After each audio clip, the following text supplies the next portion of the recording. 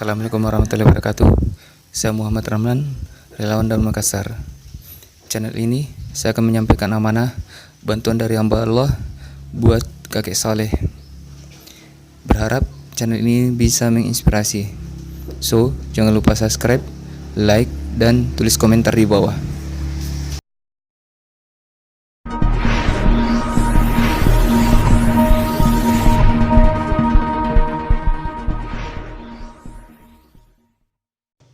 Namanya kakek Saleh, umur 70 tahun. Istri sudah lama meninggal. Tinggal bersama anak perempuannya.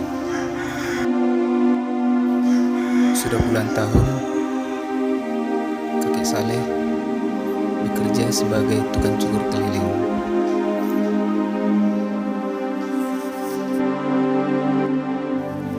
Tak jarang seharian berkeliling, tak satupun orang yang mau menggunakan jasa kakek Saleh. Setiap hari kakek Saleh bisa dijumpai di sepanjang jalan BTP Makassar, dari pagi hingga siang hari. Selain hasil cukur kakek Saleh bagus, dijamin murah dibanding dengan tukang cukur yang lain. Sekali mencukur